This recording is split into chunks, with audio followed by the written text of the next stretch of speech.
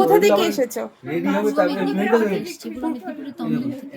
আচ্ছা, এবার আমাদের দোকানে অনেক দূর থেকে অনেকটা ট্রাভেল করে এসেছো, তো বলছি যে কি কি নিলে আর কেমন লাগলো সেগুলো তুমি বলো।